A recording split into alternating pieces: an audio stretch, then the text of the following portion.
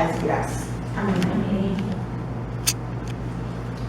Todos nós, algum dia, já tivemos a sensação ou já nos sentimos injustiçados. E hoje nós vamos meditar sobre a vida de José. A vida de José, ela nos ajuda a compreender como uma pessoa que sofreu tantas injustiças chegou ao sucesso depois de ter sido vendido, encarcerado, caluniado e, por fim, ter se tornado o segundo homem mais poderoso de todo o Egito, que era o maior império à época. Quando a vida de um homem ou de uma mulher está nas mãos de Deus, não existe acaso. Dos 17 anos até o dia de sua morte, José foi plantado em 3 lugares diferentes e 3 lugares estratégicos: na casa de Potifar, no cárcere e no governo do Egito. E aí você pode perguntar, mas como é que Deus planta uma pessoa dentro do cárcere? Sim, nós não conhecemos, não sabemos tudo a respeito dos planos de Deus, mas os planos de Deus para as nossas vidas, eles sempre nos levam a lugares muito melhores do que nós podemos imaginar. Aprendemos com José que não é o ambiente que faz a pessoa. Quem tem compromisso com Deus faz o ambiente. José não negociou seus princípios. Isto está relacionado com o caráter. A grandeza do caráter de José e seu comportamento logo foi percebido por Potifar, um egípcio, um oficial de Faraó e comandante da guarda, que comprou José dos ismaelitas que o tinham levado de Israel para o Egito. Potifar colocou tudo o que ele possuía nas mãos de José. Diz assim em Gênesis 39:6: Potifar, tudo o que tinha, confiou às mãos de José, de maneira que, tendo-o por mordomo, de nada sabia, além do pão com que se alimentava. José era formoso de porte e de aparência. José era um gatinho, né, gente? Diz a Bíblia que José era bonitinho. Deus não nos avalia da mesma forma que os homens nos avaliam. Para o mundo, nós valemos pelo que temos, mas para Deus, valemos por aquilo que somos. Como escravo, José era irrelevante aos olhos de muitos. Ele não era incluído no censo como cidadão do Egito, mas diante de Deus, ele era um vaso de honra. O que é que você prefere? Se você quer ser um vaso de honra diante de Deus, não negocie princípios. Não nos deixemos alterar pelo ambiente.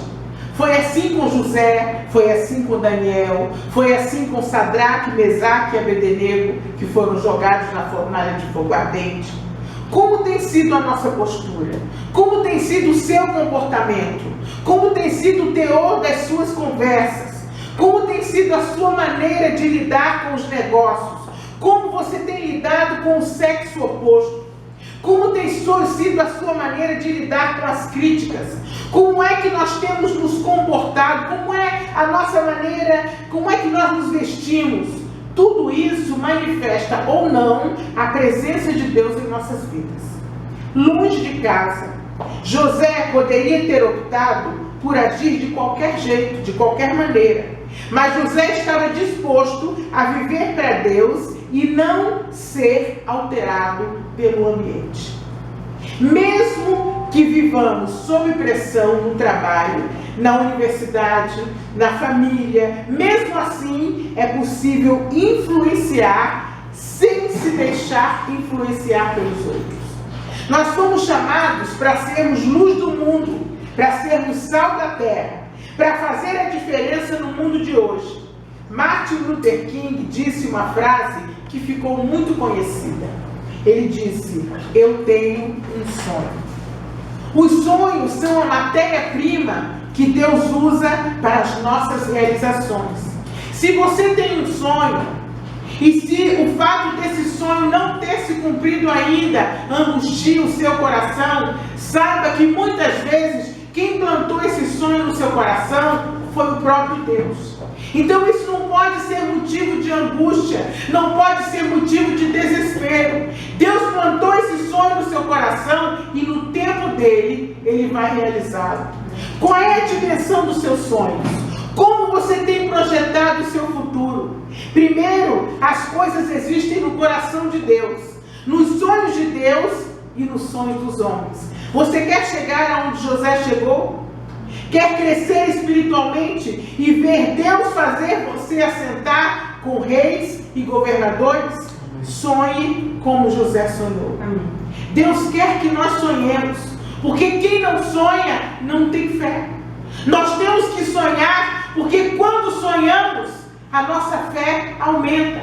Se nós não temos sonhos, não temos esperança, não temos perspectivas, empurramos a vida com a barriga, não esperamos nada, então não temos fé e a nossa vida não anda. Se você é conhecido na família como sonhador, isso é uma bênção. Se você sonha, as pessoas não acreditam, acham que é uma ousadia, não faz mal. Foi assim que pensaram os irmãos de José quando ele compartilhou os seus sonhos. Não tenha medo de sonhar, não tenha medo de pensar no futuro com fé. Mas entre o sonho e a sua realização, há uma estrada de provações a ser percorrida. E as etapas não podem ser queimadas. A biografia de José nos mostra as possíveis provas, os possíveis testes e os desafios pelos quais nós vamos passar para a realização de nossos sonhos. José sofreu injustiças dentro do próprio lar. Seja sábio. Sabe por quê? Não raro, a família não acredita nos sonhos de quem persegue a excelência. Se você enfrenta o descrédito, a incredulidade, tenha a determinação de José. Só os vencedores não desistem com facilidade.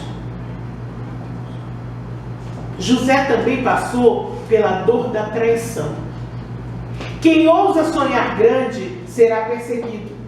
A traição é uma das maiores injustiças praticadas contra alguém. Quando Jacó disse a José que fosse ao campo ver como estavam seus irmãos, José obedeceu ao pai. Quando ele chegou onde estavam seus irmãos, ele foi surpreendido por uma atitude covarde dos irmãos. Os irmãos pegaram José, colocaram numa cova e depois o venderam. A.W. Tozer tinha razão quando ele disse assim: é duvidoso que Deus possa abençoar um homem antes de tê-lo ferido profundamente. Ele disse isso num livro chamado A Raiz dos Justos.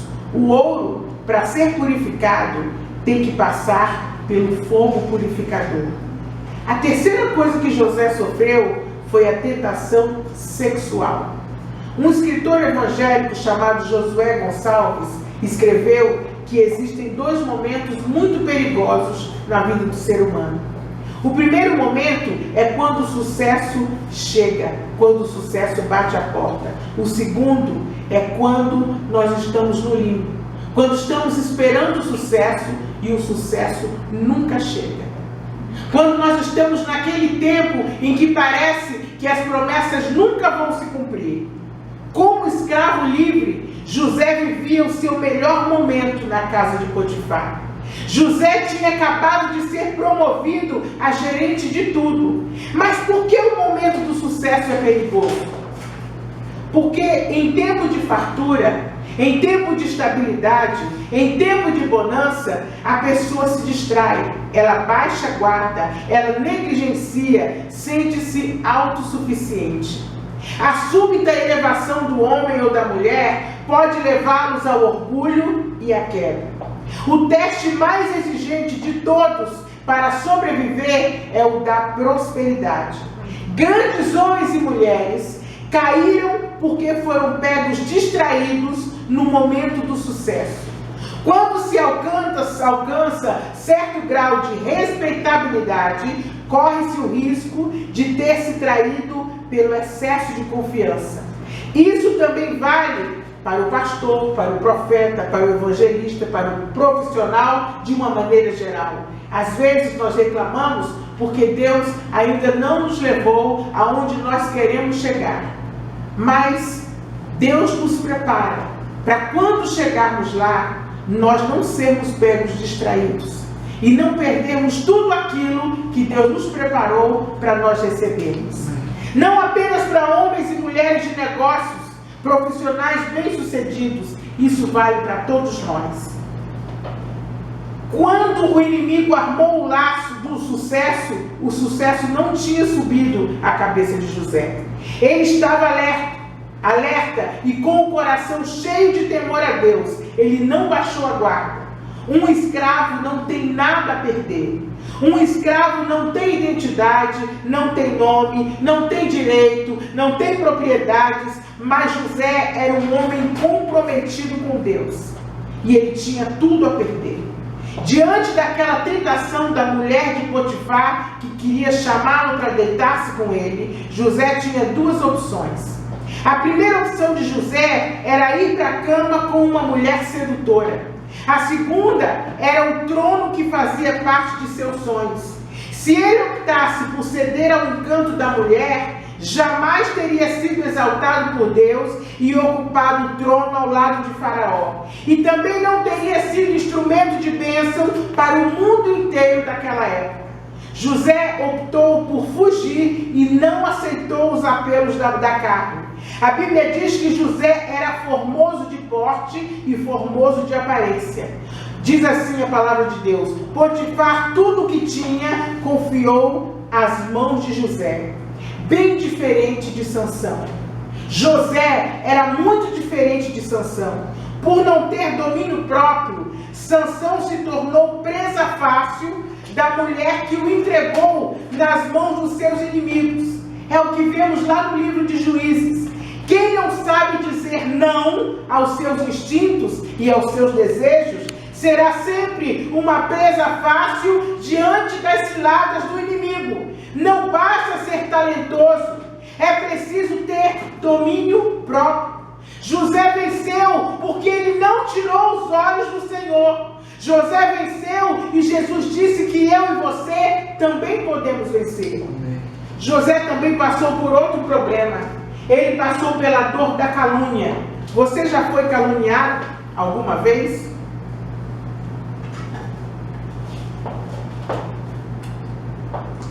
Tão forte como a dor da traição é a dor da calúnia. Pagar por algo que você não fez é doloroso e angustiante. Caluniar é imputar a alguém um fato definido como crime. E José foi caluniado. Tanto foi caluniado que foi parar na prisão. A mulher de Potifar não conseguiu sucesso em seu plano maligno de sedução. Então resolveu vingar-se de José, a fim de destruí-lo. A vida de José nos ensina que na busca da realização de nossos sonhos existem desafios a enfrentar. Não existe glória sem cruz. Uma vida que não foi testada não está pronta para a grandeza. Primeiro Deus vai nos testar, depois Ele vai nos levar ao lugar que Ele quer que cheguemos. Antes da ressurreição de Cristo, antes da glória, Jesus teve que passar pela cruz. Antes de ser exaltado e receber um nome que está acima de todo nome, Jesus experimentou e passou pelo caminho da humilhação. Amém. Você se sente humilhado? Você que muitas vezes se sente injustiçado, saiba que esse é o caminho que vai levar você à exaltação. Amém. Você tem que passar por esse caminho. Não tem como você chegar à exaltação sem passar por esse caminho. Faz parte. Você vai chegar lá, mas esse é o caminho. Glória a Deus. Se você está no meio desse caminho de provações, críticas destrutivas, falsos testemunhos, se pessoas tentam destruir sua vida, seus sonhos e projetos, seu ministério, família, saiba que José passou pela dor da calúnia e venceu. José não tentou provar que a mulher mentia, e isso é muito interessante.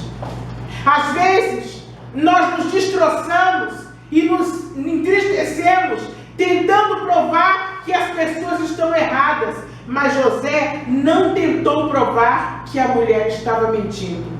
E lá na frente, a verdade apareceu. A Bíblia diz que nós temos um advogado, Jesus Cristo. Amém. Ele intercede por nós. Nós não precisamos advogar por Ele. Ele é nosso advogado. Deus o exaltou. Deus fará o mesmo com você. Você que se sente injustiçado, Ele vai fazer o mesmo com você. Glória a Deus. Não tente provar que as pessoas estão erradas. Ele não vai permitir que aquele que tem fome e sede de justiça continue assim a vida inteira. O outro problema pelo qual José passou foi a dor da ingratidão. É difícil ser esquecido por um amigo, é difícil ser injustiçado. É difícil ser injustiçado, às vezes até pela família, pelos amigos, no local de trabalho e até mesmo pela igreja. Isso gera muita tristeza e um sentimento de desprezo e de desvalorização. Uma das últimas provas de José foi ter sofrido a injustiça da ingratidão. José foi útil para seus companheiros de prisão. Para um deles, o chefe dos copeiros, José interpretou o sonho dele, e quando o amigo foi solto, José viu a possibilidade de sair da prisão. José estava na prisão com o mordomo do rei e o padeiro. O copeiro e o padeiro tiveram um sonho, e Deus deu a interpretação dos sonhos para José. O copeiro-chefe saiu da prisão, mas não se lembrou de José. Ele esqueceu de José. José o ajudou e disse: quando você sair daqui e estiver com o rei, lembre-se de mim. Mas ele esqueceu de José. A ingratidão fere, machuca e entristece. A Bíblia diz em Colossenses 3,15: sede agradecidos. Devemos ser gratos a Deus e a quem nos ajuda. Quem aqui nunca foi objeto ou beneficiário da solidariedade de alguém? É na família que muitas vezes o espírito de gratidão mais se manifesta. Às vezes, profissionalmente, às vezes dentro da igreja. Quantos pais feridos pela ingratidão dos filhos? Quantos casamentos acabam por causa do veneno da ingratidão? Quantos filhos vivem amargurados com atitude de ingratidão dos pais? A ingratidão é a arma que o inimigo usa para abrir feridas no coração das pessoas, gerando dores profundas na alma. Não existe ninguém bem-sucedido que possa dizer que não deve gratidão a ninguém. José venceu. Não se deixou enterrar no fundo do poço de seus sentimentos. Ao contrário, Deus nos criou para sermos como a águia, que voa alto e enxerga longe. Não aceite ser como a galinha que sequer voa. Determinação e persistência são marcas do caráter de quem possui grandeza interior. Se José não tivesse as marcas da determinação e da persistência, ele não teria sido o que foi e nem teria chegado aonde ele chegou. Por que é importante esperar? Eu sei que quase todos que estão aqui devem ter dito a Deus em algum momento de sua vida: Senhor, até quando, Senhor? Até quando? Eu oro e não encontro resposta e o Senhor ainda não respondeu aquilo que eu tanto espero. Mas por que é importante esperar? Encontrar alguém que sabe esperar sem se irritar não é fácil. A nossa sociedade, ela é imediatista. Nós temos pressa e não podemos esperar. Por isso temos self-service, drive-thru, telefone celular, forno de micro-ondas, comida pronta, tudo isso para nós não esperarmos por nada. José teve que esperar pacientemente por 13 anos, para não se perder por causa da precipitação. Foram 13 anos entre a venda de José por seus irmãos e sua promoção. Com certeza havia atalhos diante de José, caminhos mais curtos, mas ele soube esperar. E você tem sabido esperar? Será que nós temos sabido esperar? No início do ministério de Jesus, ele foi levado para o deserto a fim de enfrentar o seu maior opositor. O diabo propôs sutilmente a ele: vamos encurtar o caminho. Está lá em Mateus 4, versículos 3 a 9. Jesus não aceitou. E nós também não devemos aceitar. Porque em Provérbios 14, 12 está escrito: há caminho que ao homem parece direito, mas o fim dele são caminhos de morte. Precisamos aprender a esperar em Deus, como no Salmo 40, que diz assim: esperei com paciência no Senhor, Ele se inclinou para mim e ouviu o meu clamor. Tirou-me de um lago horrível, de um charco, pôs os meus pés sobre uma rocha, firmou os meus passos e pôs um novo cântico na minha boca. Amém. Um hino de louvor ao nosso Deus. Muitos verão, temerão e confiarão no Senhor. Amém. Não se desespere. Espere no Senhor. Quando Deus realizar os nossos sonhos, muitos verão. E não somos só nós que vamos glorificar o nome de Deus, não. Os que estão à nossa volta dirão que só o Senhor é Deus. Amém. Todos nós precisamos aprender a esperar. Porque é nesse período de espera que Deus nos aprimora. É nesse período de espera que Deus nos lapida. É nesse período de espera que Deus nos molda. É nesse período de espera que Deus nos disciplina.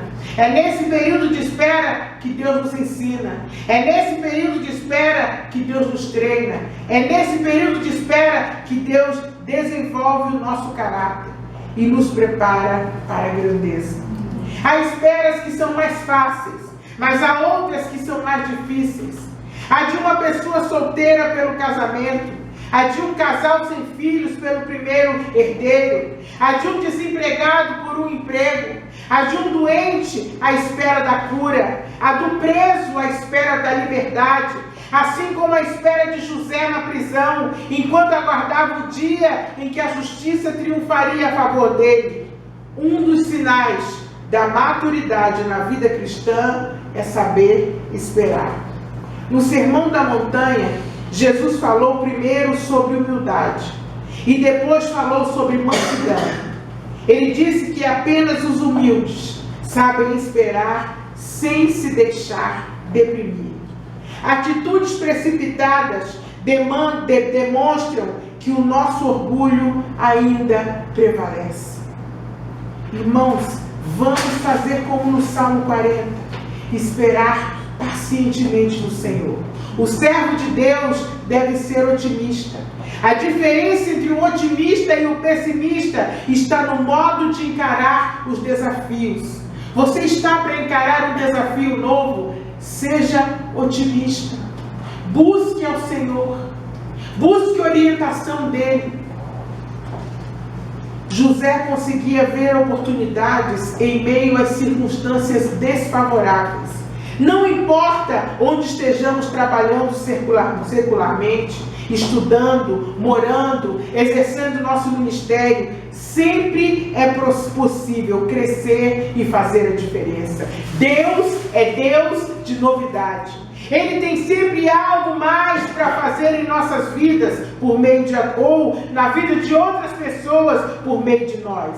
José provou que é possível vencer em um mundo cheio de circunstâncias desfavoráveis. E Deus nos leva de um lado para o outro, para nos mostrar algo que muitas vezes não enxergamos, mas Deus quer que percebamos isso. Não podemos desperdiçar e nem brincar com as oportunidades que Deus nos oferece. José levou a sério cada porta que Deus lhe abriu. Em Gênesis 41:14 está escrito: então enviou Faraó e chamou a José e o fizeram sair logo da cova. E José barbeou-se e mudou as suas vestes e veio a Faraó. Algumas oportunidades, irmãos, são únicas em nossas vidas. Por isso, Jacó lutou com o anjo lá no Val de Jaboque. Agarrou-se a ele e não o largou até ser abençoado. Por isso, o cego Bartimeu clamou até ser ouvido por Jesus. Aquela era uma oportunidade única. E Jesus perguntou a ele: o que queres que te faça? E aquele era um momento único na vida de Bartimeu. Se ele não aproveitasse aquele momento, como é que ele faria? Ele continuaria cego por toda a sua vida. Uma porta se abria diante de José.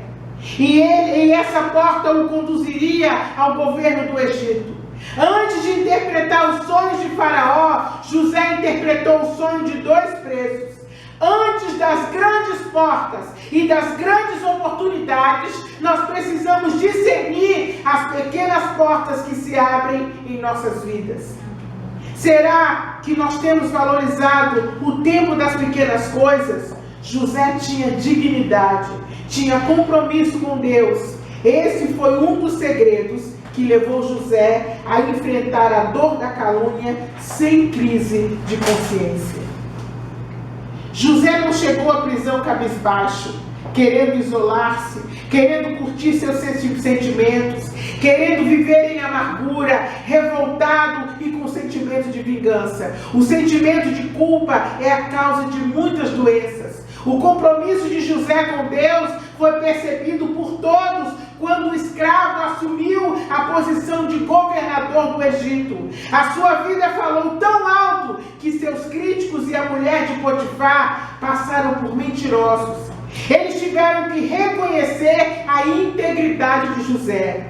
Deixe que a sua vida e o seu comportamento falem mais alto. Se você está sendo injustiçado, deixe que Deus haja na sua vida. Você tem um advogado.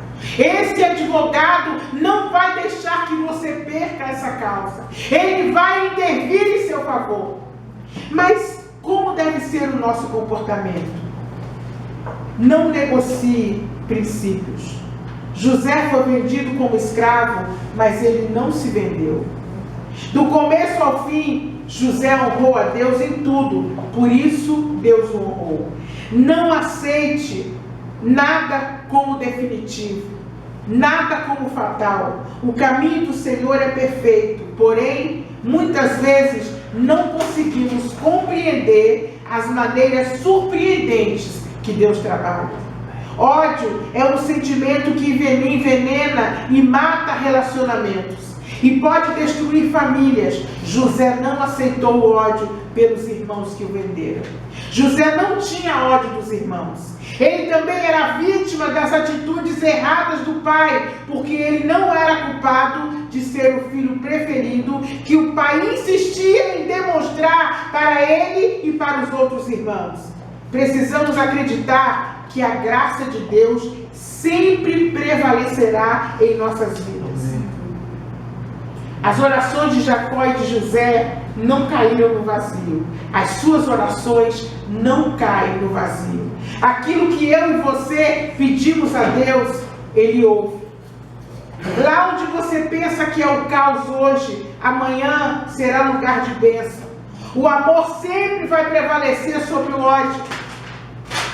Deus quer curar as mágoas que temos dentro de nós. O servo de Deus tem que estar sempre pronto a cair em si mesmo e perdoar. Nunca esqueça, nunca esqueça. Apesar de você olhar para a sua vida e achar que tudo está uma bagunça e um caos, lembre-se sempre, Deus está no controle da sua vida. Amém. Ainda que você tenha perdido as rédeas da sua vida, Deus nunca vai perder as rédeas da sua vida. Ele criou você. E ainda que as rédeas saiam das suas mãos, elas nunca vão sair das mãos do seu Criador. Amém. José tinha consciência disso. Lá em Gênesis 50:20, ele disse aos irmãos assim: vós bem intentastes o mal contra mim, porém Deus tornou em bem, para fazer como se vê neste dia, para conservar em vida a um povo grande. Deus nunca se descuida ou se distrai de você. Até o inimigo age, até o limite que Deus lhe impõe. E nós vemos isso no livro de Jó. Infelizmente, muitos cristãos não vivem com essa certeza de que Deus reina e que Ele tem o controle de tudo em suas vidas.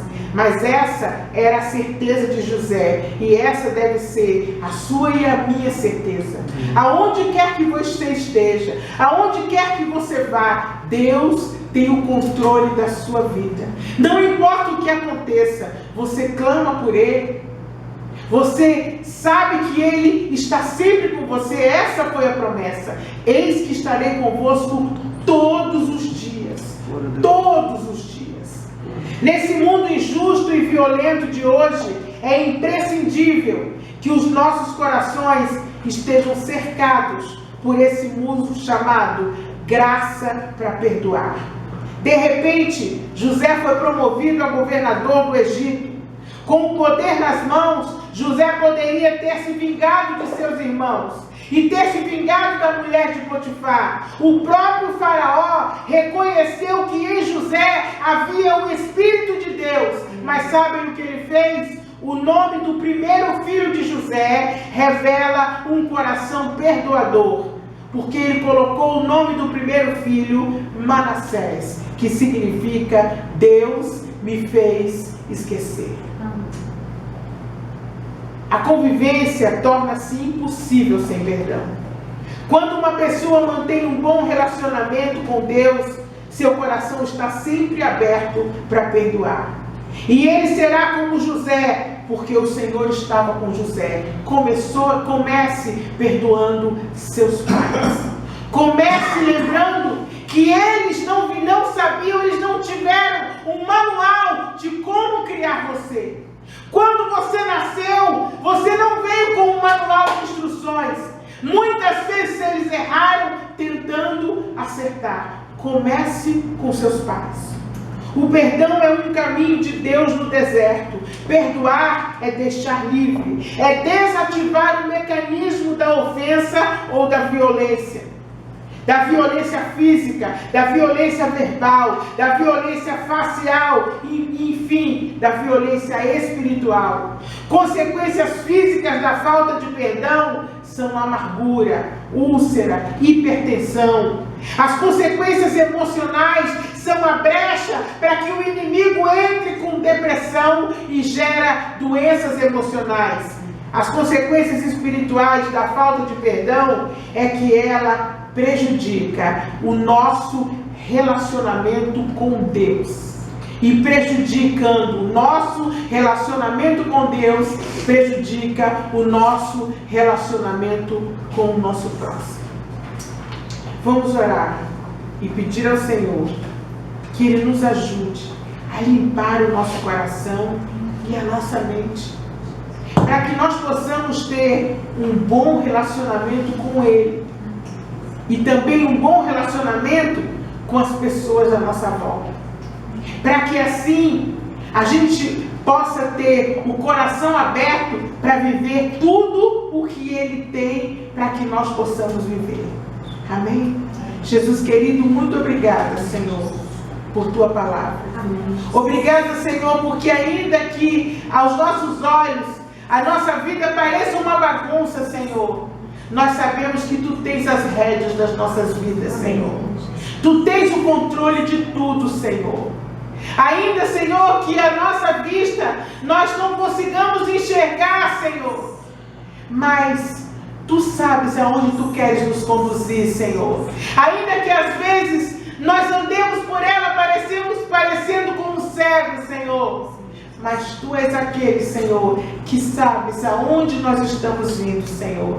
Abre os nossos olhos, Senhor. Abre os nossos olhos para que nós possamos contemplar, Senhor, os caminhos que Tu tens, Senhor, abertos para nós, Senhor. Glorifica o Teu nome, Senhor, em nossas vidas. Faz-nos, Senhor, andar por fé e não por vista, Senhor. Porque se andarmos por fé, Senhor, nós vamos poder enxergar com os Teus olhos, Pai. Não aquilo que vemos, Senhor, mas, Jesus querido, vamos poder, Senhor, ser guiados pelo Teu Espírito. Muito obrigada, Senhor. Te agradecemos em nome de Jesus.